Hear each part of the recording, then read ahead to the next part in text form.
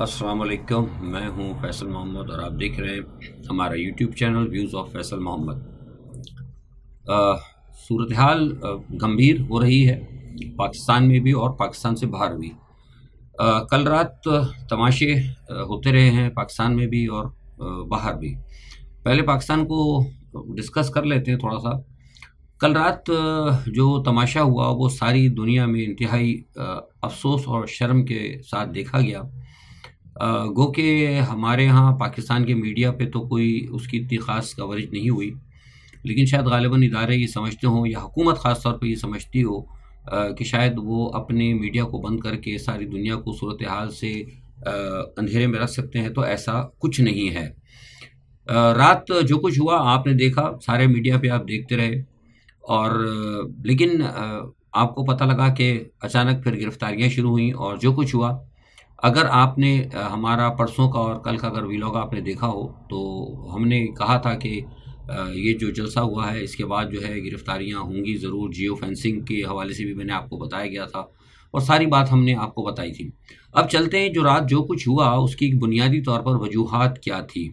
वजूहात तो बुनियादी तौर पर ये थी कि मैंने एक बात ये आपको बताई थी कि हुकूमत जो है वो इस तमाम सूरत हाल पर जिस तरीके से इमरान खान का जलसा हुआ उस पर नाखुश थी, क्योंकि उन्होंने जो सारी दुनिया को एक बावर कराया था कि इमरान खान जो है अब उनकी इतनी बड़ी हिमायत नहीं है। तो ये जब जलसा हो गया और उसके बाद जब इतनी बड़ी तादाद में लोग पहुंचे तो फिर उन्होंने जो डिस्कस करने के लिए जो गैर कानूनी तरीके इस्तेमाल किए वो सब आपने देखे। अच्छा, अब वो तो सारी सूरत आपके सामने है। अब हुआ ये कि जब ये जो कल तकरीरें वगैरह हो गई तो फिर कल आपने देखा कि अचानक वो अली अमीन गंडापुर साहब जो हैं वो जो भड़के थे बड़ा ज़बरदस्त तरीके से, जिसका मैंने कल भी कहा था कि ठीक है, मतलब वो जज्बात के अंदर तो इंसान अगर किसी को कह जाता है, वो सहाफ़ियों को भी अगर कह दिया तो सहाफ़ियों को इससे पहले भी कई लोगों ने कहा माफ़ी मांग ली जाती है, या फिर ये कि सवाले से कोई होता है कि चलें आप अगर आप बात कर लेते हैं या किसी के तौहीन कर देते हैं मिसाल के तौर पर, तो वो उसके लिए तौहीन का एक कानून भी है। लेकिन यहाँ जो है ना कुछ अजीब ही हुआ है और बड़ा अजीब और बड़े अहम चीज़ें हैं जो मैं आपके साथ डिस्कस करूँगा। मैं यहाँ पे आपकी तवज्जो चाहता हूँ। कल रात जो अचानक आपने खबर सुनी कि अली अमीन गंडापुर साहब जो हैं वो गायब रहे, और मैंने भी रात को एक सहाफ़ी के साथ, दो सहाफ़ियों के साथ मैंने उसमें किया था, एक तजिया भी दिया था, उस पर भी मैंने कहा था कि वो गुमशुदा हैं, लापता हैं। लेकिन ऐन मौके तक हम कोशिश करते रहते कि हमें उनके बारे में पता लगे कि क्या होने वाला है और क्या हो रहा है और कहाँ है। लेकिन ये तक हमें कोई पाकिस्तानी वक्त के मुताबिक 4 बजे के करीब जाके हमें फिर सारी सूरत हाल का इल्म हुआ। तो ज़ाहिर है उस वक्त तो रात को हम कोई व्लॉग नहीं कर सकते क्योंकि हमारा कोई कमर्शियल तो है नहीं, हम तो आपको सुबह ही बताई। तो अब जो सारी सूरत हाल जो मैंने सुनी और जो मेरे ज़राए ने वहाँ से तस्दीक किया, सरकारी गैर सरकारी यूनिफॉर्म नॉन यूनिफॉर्म इदार जो हमारे ज़राए हैं वो बड़े खौफनाक हैं। अली अमीन गंडापुर साहब मुबैना तौर पर गुमशुदा हुए और फिर वो आ गए, और आने के बाद जो बातें पेंट की गई मुख्तलिफ़ किस्म से कहा जा रहा है कि जनाब वो खो गए थे, किसी ने कह दिया कि वो जनाब चले गए थे, किसी ने कहा था कि बहुत ज़्यादा अहम मीटिंग में थे, मुख्तलिफ जिसे many mouths many talk many तजिया निगार जो कुछ भी है। लेकिन असल हक़ाइक़ जो है ना वो सारी उसके बरक्स हैं। हुआ यह था कि जिस वक्त वो उन्होंने सारी बातें की तो उसके बाद जब उनकी जो तकरीरें थीं वो तकरीरों पे उन्होंने आपको पता है कुछ सहाफ़ियों को भी आगे पीछे कहा, लेकिन जो हक़ाइक़ हमें पता लगे कि जिस बात के ऊपर उन्हें उठाया गया है, अब मैं उठाने की बात कर रहा हूँ खुल कर, ये उठाने वाली बात है, इनको उठाया गया एक तरीके से, क्योंकि वो ज़ाहिर चीफ मिनिस्टर है, जिस तरीके से उनको लेके गया है, और वो उसको ये आप नहीं कह सकते कि वो मीटिंग करने के लिए गए थे, बल्कि वो मीटिंग के लिए उठाए गए थे। तो अब हुआ ये कि जनाब वो जो सारी तकरीरें उन्होंने कर ली उसमें सारी बात कर ली, लेकिन एक बात जो उन्होंने आखिर में कही थी, उन्होंने जो कहा अली अमीन गंडापुर ने, सिर्फ एक, मुझे ये बताया कि बाकी तो लोग और कह रहे हैं, लेकिन मुझे कहा कि एक लाइन के ऊपर जो है ना जो हमारे मुअज़्ज़िज़ हस्ती है वो इरिटेट हुई। वो लाइन क्या थी? वो लाइन ये थी कि तुम अपने इदारे को ठीक कर लो, अगर तुम इदारे को ठीक नहीं करोगे तो फिर हम इसे आके जो है खुद ठीक करेंगे, हम ठीक करना जानते हैं। ये एक लाइन ऐसी है जिसको कि किसी ने एक और जो है 9 मई से ताबीर किया है। क्या किया है? इसे कहा गया कि ये एक 9 मई था। उस 9 मई के अंदर कहा गया था कि वहाँ पर बुनियादी तौर पर अमली तौर पर हमला किया गया, लेकिन यहाँ पर अमली तौर पर नहीं बल्कि अल्फाज के ज़रिए शदीद हमला किया गया। तो कल का जो ये जुमला है, इस जुमले ने उसे एक दूसरा 9 मई कोई शख्सियत इसको समझ रही है। लिहाजा इसी वजह से इनको कहा गया कि जनाब इनको फ़ौरन बुलाया जाए। तो अब मैंने जो तहकीकात की तो मुझे पता लगा कि इनको बुलाने के लिए इनको कहा गया कि आप आ जाएं। तो इन्होंने ये कहा कि मैं अपने स्क्वाड के साथ आऊँगा। तो उनका नहीं, आप स्क्वाड लेके नहीं आएंगे, आपको हमारे साथ चलना पड़ेगा और आपको फ़िक्र की कोई बात नहीं, क्योंकि अली अमीन गंडापुर वहाँ जाने के लिए तैयार नहीं थे, इस्लामाबाद आने के लिए जहाँ उनसे बातचीत होनी थी। तो उनको फिर उन लोगों से टेलीफोन करवाया गया जो कि इदारों के अंदर उनके दोस्त हैं या उनके हमनवा हैं, क्योंकि आपको पता है कि अली अमीन गंडापुर के राब्ते तो रहते हैं। आपने देखा कि मैं शुरू से कहता रहा हूँ कि राब्ते, आप देखा कि अचानक वो इजलास होते हैं तो उसमें आर्मी चीफ के साथ भी मतलब गले वले भी मिल रहे होते हैं, बैठे भी होते हैं, सब कुछ सारी बातचीत हो रही होती है। तो उनके अंदर जाहिर सी बात है हर बंदे के होते हैं, तो उनके भी कुछ दोस्त थे। उन्होंने कहा कि नहीं आप फिक्र ना करें, हम आपको लेके जाएंगे, हमारी उसमें आप चलेंगे और हम वहाँ पर मौजूद होंगे और आपसे कुछ थोड़ी सी वजाहतें लेनी है। आपने कुछ एक दो चार चीज़ें गलत कह दी, वो ज़ाहिर है उन्होंने सारा मीडिया पे भी उन्होंने सुन लिया था कि क्या कुछ मैं क्या क्या आया हूँ।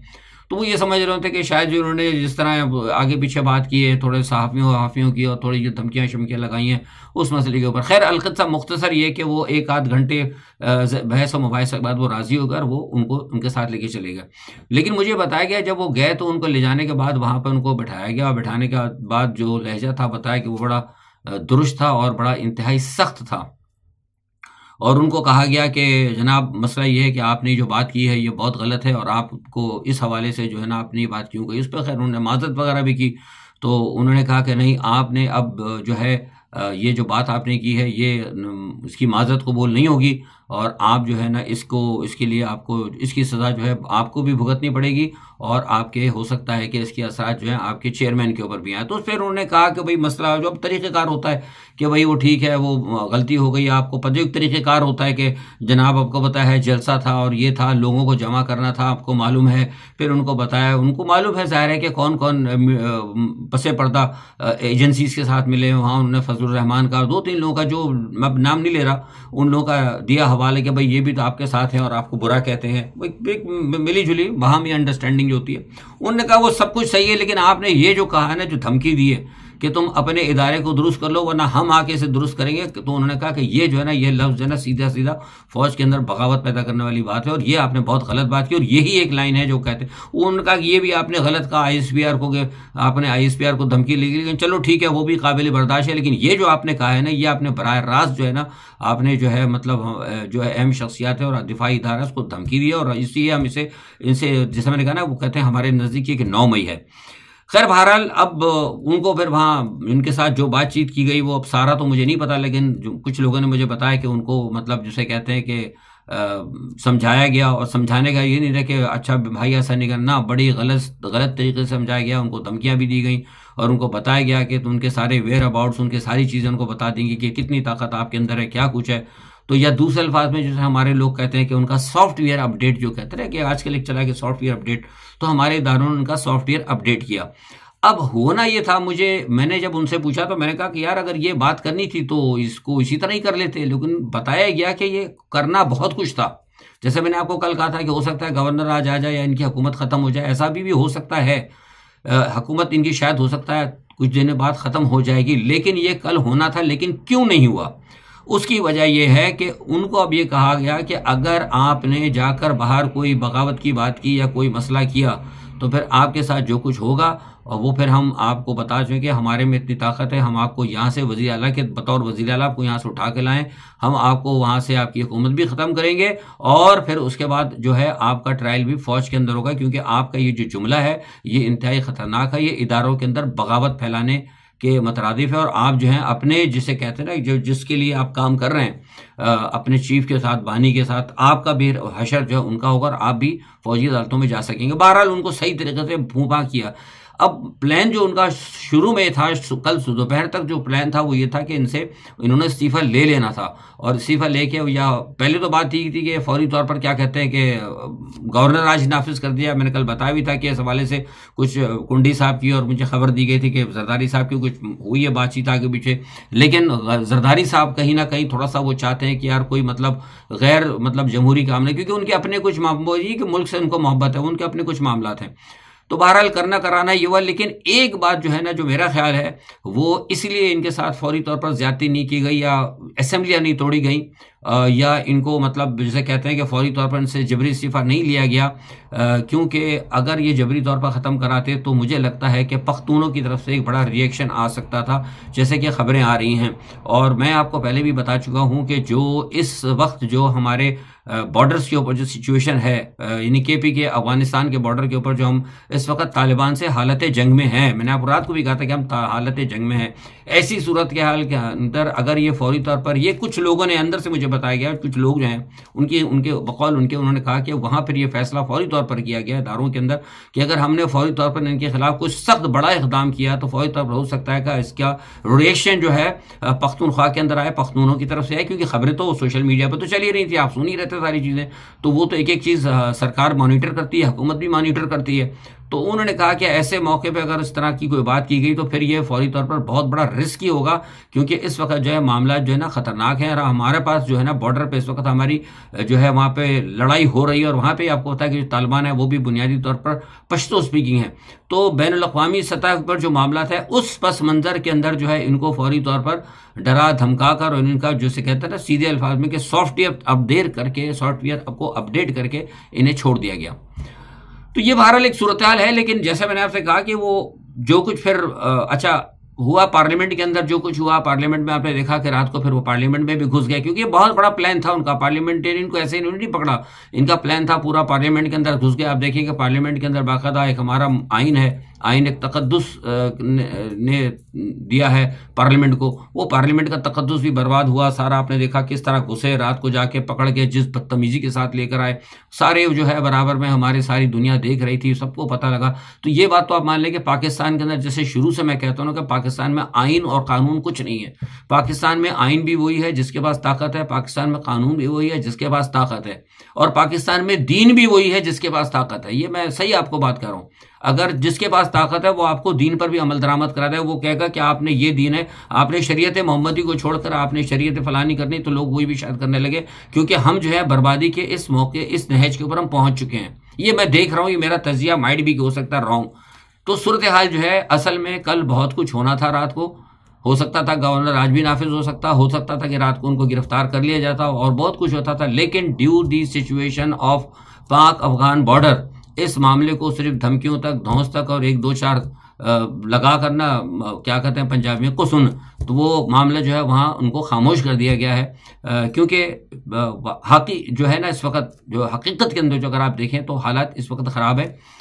जंग बिल्कुल है, हो रही है इस वक्त पाकिस्तान और अफगानिस्तान के दरमियान।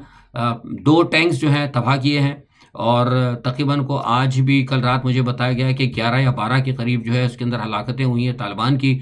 और मुझे आज सुबह ये पता लगा है कि तालिबान जो है काबुल जो है भरपूर तरीके से एक बड़ी जंग की तैयारी जो है वो पाकिस्तान के खिलाफ कर रहा है। और इस तमाम सूरत हाल को जो है मॉनिटर जो है वो भारत के अंदर भी बड़े गौर से देखा जा रहा है। और भारत के अंदर भी जो राजनाथ की, जो मैंने कल भी बताया था कि राजनाथ की जो धमकियाँ हैं वो तमाम सूरत हाल, और आज भी ये कहा गया है भारत के अंदर ही कहा गया है कि किरगिल को जो किरगिल तो हिंदी में कहते हैं, कारगिल को और लद्दाख को एक रियासत के तौर पर जो है बनाया जाएगा, और उसके अंदर कुछ पाकिस्तान की कश्मीर का जो है हमारे पास जो आज़ाद कश्मीर है उसको भी लिया जाएगा। तो पसे पर्दा बहुत सारी हलचल हो रही है पाकिस्तान के खिलाफ। लेकिन मुझे लगता है कि हमारे इदारों को शायद इतना इदराक नहीं है थोड़ा बहुत इदराक, ये इदराक था ही, इसीलिए शायद इन्होंने थोड़ा सा वो किया। लेकिन मैं समझता हूँ उस पर इनको थोड़ा सा और आगे जाना होगा, और बार बार जैसे मैं कह रहा हूँ कि इनको फौरी तौर पर रिकन्सिलेशन की तरफ आना चाहिए। कर सकते हैं यार, हमारी रियासत जो है ना, हमारी फौज, हमारे इदारे, हमारी फौज हमारी बहुत अच्छी है, मैं मालूम है हमारी फौज हमारी हिफाजत करती है। पाकिस्तान अगर आज अल्लाह की बाद अगर बचा हुआ है तो हमारी फौज की कुर्बानियों से बचा हुआ है। लेकिन थोड़ा सा जैसा कि हमारे कहा जाता है, हमारे चीफ ने बड़ी अच्छी बात की, मुझे बहुत पसंद आई चीफ ने, कि अपने मामला को दुश्मनी के हद तक ना बढ़ाएं। तो थोड़ा सा अगर वो भी अगर थोड़ा सा कर लें, अगर वो थोड़ा सा खुद कुर्बानी दे दें, अगर थोड़ा सा, ठीक है गलतियां हुई हैं, बहुत गलती हुई, कल भी जो हुआ ना अच्छा तो नहीं हुआ ना, हम मतलब उसकी हिमायत नहीं कर रहे कि मतलब उन्होंने तड़ी छड़ी लगाई तो अच्छा किया, लेकिन हुआ ना। एटमॉस्फेयर को देखें, हालात को देखें, जब एक इंसान मजबूर हो जाता है, जब उससे कहीं से कोई रास्ता नजर नहीं आता, तो कभी कभी वो गुस्से में, आपने देखा कि इंसान अपने आप को भी मारता है। तो ये बेसिकली जो है ना, इसको अपने आप को मारना समझा जाए। तो थोड़ा सा मैं समझता हूँ कि हमारे इदारों को भी इस हवाले से थोड़ा सा आगे बढ़ना चाहिए। है तो अपने ही ना यार, मैं हमेशा बार बार एक बात कहता हूँ अपने इदारों से कि यार ये आप वर्दी पहन के ना और बगैर वर्दी के होता अंदर एक ही इंसान है। दिल सबका एक जैसा तो सोच सबकी एक जैसी होती है। तो थोड़ा सा अगर हम इंसानियत के मामले को देखो तो ज़्यादा बेहतर है। अच्छा, इस फौरन मैं फौरी तौर पर कहा जाता हूँ कि खबरें जो है ना उधर एक और, जैसे मैंने कहा था कि बैनुल-अक़वामी सतह पर भी अजीब चीज़ें हो रही हैं। वो हो इसलिए कि जैसे यहाँ कुछ हुआ रहा उधर ये भी हो गया। वो सऊदी अरब और अमेरिका ने मिलकर जनाब उठाकर यमन पर हमला कर दिया। अब आप ये देखिए कि 3 दिन पहले जो है 3 दिन पहले उर्दुगान ने कहा था कि इसराइल के खिलाफ सारी दुनिया को इकट्ठा होना पड़ेगा। अब वो इकट्ठा तो क्या खाक होना था, वो सऊदी अरब का जनाब वो हमला हो गया। और हमले के फौरन बाद जो है यमन ने कह दिया कि हम सऊदियों पर हमला करेंगे, और बाकायदा यमन, सऊदी अरब और अमेरिका जो है वह एक उसके ऊपर आ गए हैं, पेज के ऊपर। तो मुझे अभी लग रहा है कि मामला ख़राब हो रहा है, और कल से रात से जो है अमेरिका ने यमन के ऊपर बड़े हमले किए हैं। और लेकिन यमन के जो हूती हैं वो भी बाकायदा बड़ी बेजिगरी के साथ लड़ रहे हैं। लेकिन कल अब जो सऊदी अरब की तरफ से जो मामला हुआ है, मुझे लग रहा है कि अब यमन वाले जो है कहीं ऐसा ना हो कि सऊदी अरब के ऊपर जो है हमले करने शुरू कर दें। इधर तो ये एक नया जो है मतलब मामला खुल गया। दूसरी जानिब है कि कल आज अलग सुबह तक पाकिस्तानी वक्त के मुताबिक 3 बजे जो है ना शुमाली इसराइल के जो रहायशी इलाके हैं उसके ऊपर जो है हिजबुल्लाह ने बड़े हमले किए हैं। उसमें भी बड़ी बहुत सारी कैजुअल्टीज़ हुई हैं। तो अब ये मामला जो है हिजबुल्लाह का बढ़ रहा है। लेकिन साथ ही कल जो अमेरिकन डायलॉग है, जो उनका एक अमेरिका का एक थिंक टैंक है, उसने कल ये बात इसराइल को कहा है कि आप जो है हिजबुल्लाह के साथ जंग को ना बढ़ाएं, क्योंकि वो ये कहते हैं कि हिजबुल्लाह के पास जो है बहुत ज़्यादा असलहा है। और हिजबुल्लाह असल में हिजबुल्लाह की लोकेशन ऐसी ना लबनान के चारों तरफ, और ईरान की भी प्रॉक्सीज है। तो वो ये कहते हैं कि शायद हो सकता है इसराइल को बहुत बड़ा नुकसान हो जाए। और चूंकि अमेरिका इस वक्त मुख्तलिफ मुकामात पर फंसा हुआ है, अमेरिका यूक्रेन के अंदर ही फंसा हुआ है। अभी अमेरिका का इधर अगर मशरिक़ वस्ता के अंदर हालात अगर महाज गर्म हो जाते तो मसला बहुत होगा इसराइल का डिफेंस करने।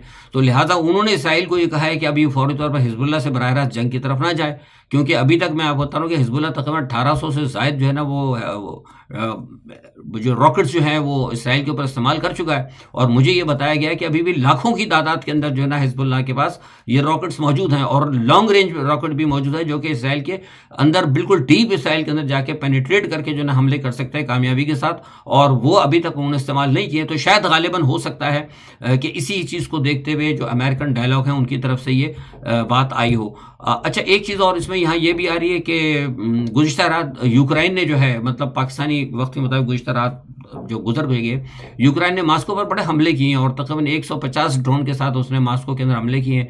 मुझे बताया गया कि तकरीबन 140 या 48 के करीब जो है ड्रोन तो उनके जो डिफेंस शील्ड थी उन्होंने उसको नाकाम कर दिया।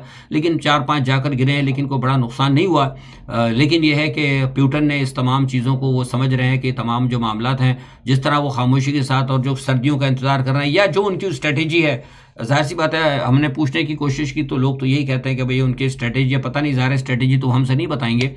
तो खैर, कहने का मकसद ये है कि वो उसमें उनको थोड़ा बहुत नुकसान हुआ। लेकिन मैं समझता हूँ कि ये जो हमले, इस तरह बड़े हमले किए गए हैं यूक्रेन की तरफ से, मुझे लगता है कि रशिया जो है ना इनके ऊपर अब बहुत बड़ा जो है कोई अटैक लेगा और छोड़ेगा नहीं इसको। और ये जंग जो जैसे जैसे बढ़ रही है, मुझे लग रहा है कि हालात जो है ना मजीद खित्ते में ख़राब होते जाएंगे। अच्छा, एक बात और ये है कि इस जंग के अंदर यूक्रेन तो हमले तो कर रहा है, लेकिन यूक्रेन का नुकसान बहुत हो रहा है। और यूक्रेन तो जो है मतलब उसके फौजी के बारे में मुझे बताया किसी ने कि गुज़िश्ता सिर्फ 1-2 हफ्ते के अंदर तकरीबन 1900 फौजी मारे गए हैं। 1900 फौजी अगर मारे जाते हैं तो उसका मतलब है सिर्फ वो यूक्रेन के होंगे, कहीं ना कहीं नेटो के भी होंगे।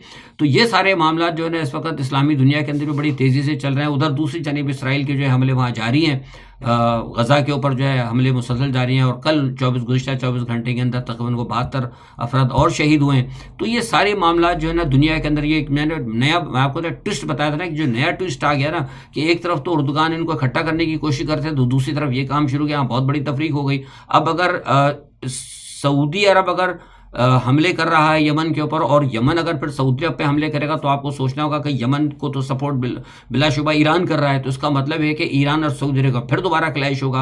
अगर फिर दोबारा क्लैश होगा तो इसका मतलब है कि चीन की जो एक पॉलिसी थी मुसलमानों को इकट्ठा करने की, और शिया सुन्नी का जो एक बड़ा था उसको जो इन्होंने इकट्ठा किया, इसका मतलब चाइना को ज़बरदस्त तरीके से उनका जो एक प्लान था उसको नुकसान हुआ। और लामहला सी बात है, फिर अगर ये ईरान का और सऊदी अरब का अगर खुदा ना खास्ता अगर क्लैश बड़े पैमाने भी शुरू होता है, तो आपको पता है कि फिर इसका मैदान जंग हमेशा पाकिस्तान वगैरह बनता है और बनाया जाता है। तो ये तमाम सूरत हाल जो है इंतहाई गंभीर, जैसे जैसे हालात बढ़ते जा रहे हैं ना, हालात सूरत हाल गंभीर होती जा रही है। हमारे इदारों को तमाम सूरत हाल को देखते हुए अपनी अगली पॉलिसी को जो है तरतीब देना होगा। बहरहाल ये कि अगले 2-3 रोज़ बहुत अहम है, इस हवाले से देखते हैं कि ये जो मामला हुआ है इस हवाले से अब इमरान खान के हवाले से क्या फैसले होते हैं। लेकिन जो मैंने आपसे कहा था कि इसमें थोड़ा सा मामला जो है वो थोड़ा भी चला था, एक स्टिक एंड कैरेट वाली जो पॉलिसी थी, कोशिश हुकूमत ने की है कि वो जो है कैरेट की जो खिड़की थी जहाँ वो गाजर दिए जाती थी, मोहब्बत का या फूल दिया जाता था, तो फिलहाल जो है हुकूमत ने ये ड्रामेबाजी करके और ये सारे बीच में हद से ज़्यादा सारी चीज़ें बढ़ा बढ़ू कर काम ख़राब करके